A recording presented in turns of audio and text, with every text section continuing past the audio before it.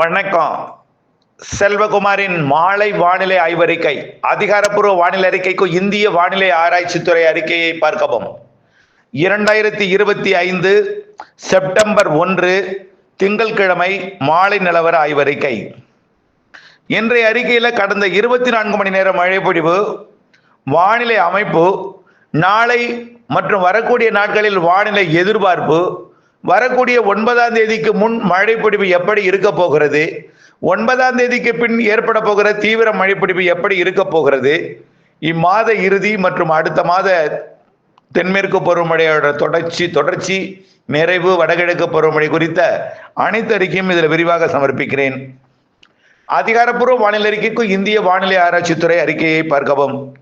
கடந்த 24 மணி நேர மழைப்பொழிவை பொறுத்த வரைக்கும் மதுரை மாவட்டம் கல்லந்திரி 6 சென்டிமீட்டர் மழை, புதுச்சேரி தலைநகர் புதுச்சேரி பகுதிகளில் 5 சென்டிமீட்டர் மழை, மதுரை பெரியப்பட்டி, சென்னை பெரம்பூர், சென்னை ஐஸ் ஹவுஸ், விழுப்புரம் மாவட்டம் மரக்காணம் 4 சென்டிமீட்டர், புதுக்கோட்டை மாவட்டம் திருமயம், சென்னை அமைந்தகரை, மேலும் சென்னை சென்ட்ரல், சென்னை நெற்குன்றம், திருவள்ளூர் மாவட்டம் ஆவடி, சென்னை AWS, மதுரை தனியமங்கலம், விழுப்புரம் மாவட்டம் வானூர், புதுச்சேரி டவுன், சென்னை நுங்கம்பாக்கம், மேலும் சென்னை அயனாவரம் தாலுகா அலுவலகம், செங்கல்பட்டு மாவட்டம் செய்யூர், சேலம் மாவட்டம் சந்திப்பூர், மதுரை மாவட்டம் மேட்டுப்பட்டி, மதுரை மாவட்டம் மேலூர் தலா 3 சென்டிமீட்டர், மேலும் சேலம் மாவட்டம் ஏற்காடு, சென்னை வளசரவாக்கம், மேலும் சைதாப்பேட்டை சென்னை, கொரட்டூர் சென்னை, எண்ணூர் சென்னை, பாரிமுனை சென்னை, சேலம், மேலும் நுங்கம்பாக்கம் சென்னை, சிட்டம்பட்டி மதுரை, அண்ணாநகர் மேற்கு சென்னை, திருப்போரூர் செங்கல்பட்டு, மானாமதுரை சிவகங்கை, கிளன்மோர்கன் நீலகிரி, சின்னக்கல்லாறு கோயம்புத்தூர், சாத்தியாறு மதுரை, மேலும் கொளத்தூர் சென்னை தலா 2 சென்டிமீட்டர், மேலும் 1 சென்டிமீட்டர்ல ஒரு 20 இடங்கள் இருக்கிறது.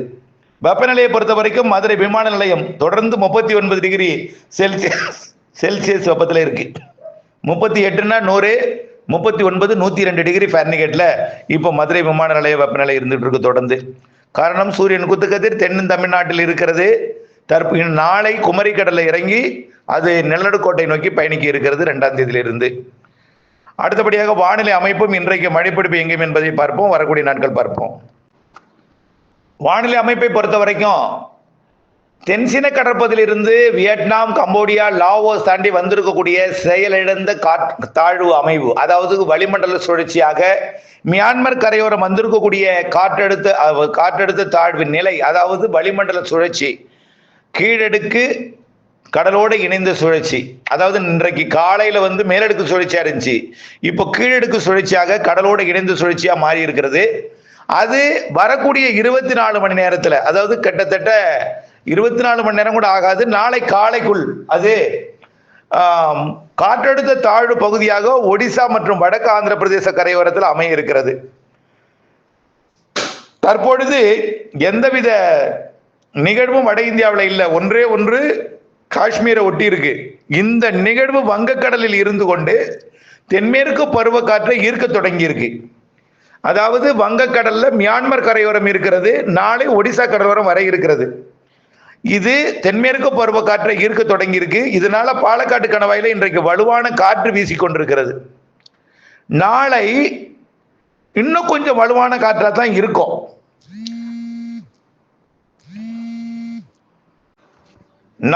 தென்மேற்கு பருவக்காற்றை ஈர்க்க தொடங்கும். இன்றைக்கு ஈர்க்கிற காரணத்தினால பெரிய அளவிலே மழை இல்லை. இன்றைக்கு மேற்கு காற்றோட வலு கொஞ்சம் கூடுதலா இருக்கிறதுனால பெரிய அளவிலே மழை இல்லை. இருந்தாலும் ஒரு சில பகுதிகளில் வெப்பசலன இடிமழை பொழிவு தொடங்கி இருக்கு. அதாவது மலை மறைக்கக்கூடிய பகுதிக்கும் கிழக்கு பகுதி டெல்டாவில் மழை இல்லையே தவிர தென்மேற்கு பருவ காற்று அங்கே வலுவாக இருக்கிற காரணத்தினால தாத்தையங்கர்பேட்டை, உப்பிலியபுரம் கொடுத்து அப்படியே அந்த மழைப்பொழிவு அப்படியே அரியலூர், பெரம்பலூர் மற்றும் கடலூர் மாவட்டத்துக்கும் மழை வாய்ப்பு தெரியுது. கடலூர் மாவட்டத்திற்கும். ஆனால் இந்த மழைப்பொழிவு அரியலூர் மாவட்டம், கடலூர் மாவட்டம் வந்தோன்னா கொஞ்சம் தீவிரம் குறைஞ்சி வடக்கு நோக்கி தள்ள வாய்ப்பு இருக்கு. அதாவது விழுப்புரம், கள்ளக்குறிச்சி மாவட்டத்தை நோக்கி தெற்கு காற்றின் காரணமா கொஞ்சம் புழுக்கம் அதிகமாக இருக்கும். டெல்டாவிலையும் வாய்ப்பு இருக்கு, ஆனால் பரவலாக உருவாகாது. அதாவது ஒரத்து நாடு சுற்று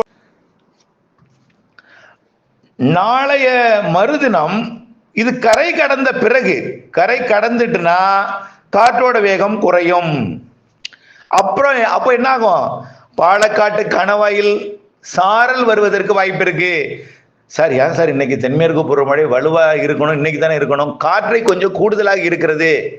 அதாவது அங்க ஒரு டேன் வந்து ஹை பிரஷர் வேற இருக்கு, அங்க வந்து கடல் நீராவி வேற கொண்டு வரல. இப்போ நாளைய மறுநாள் 3ஆம் தேதி ஒரு நல்ல மழைப்பொழிவை கொடுப்பதற்கு சாதகம் இருக்கு தமிழ்நாட்டில் பெரும்பாலான மாவட்டங்கள்.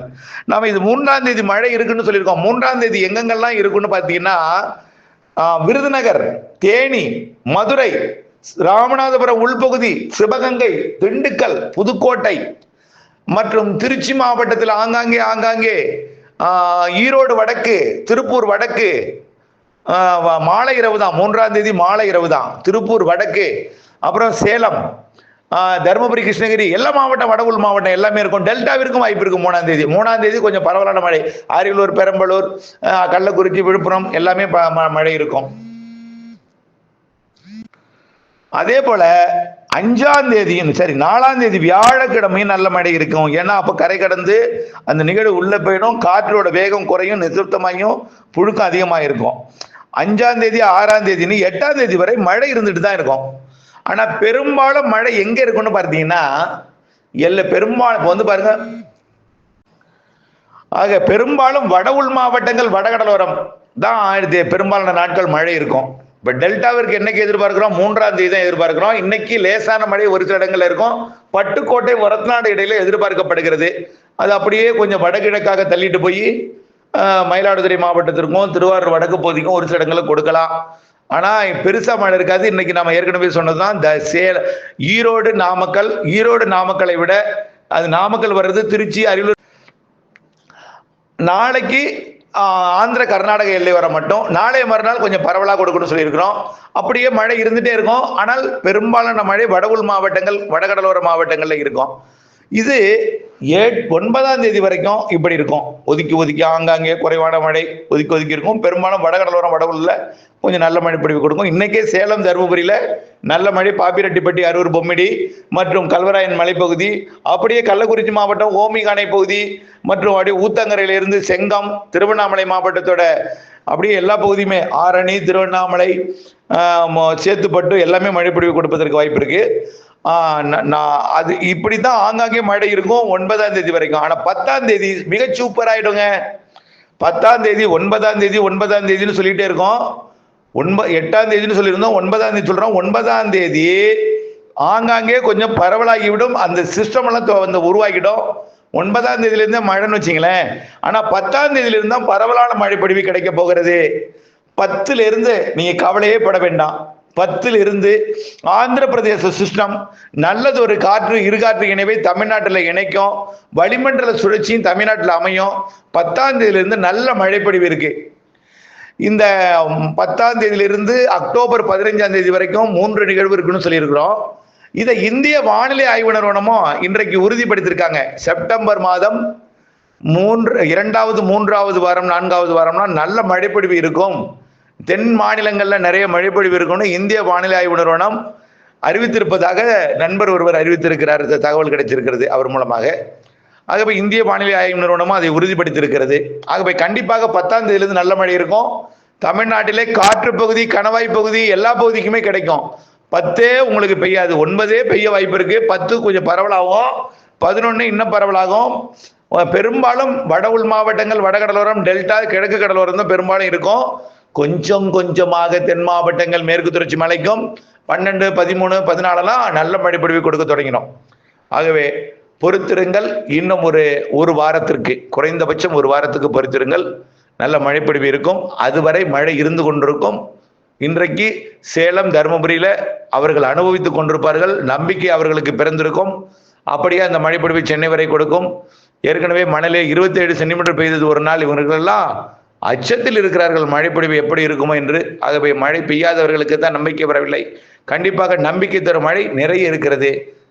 தொடர்ந்து இணைந்திருங்கள் அப்டேட்ஸுடன். நன்றி.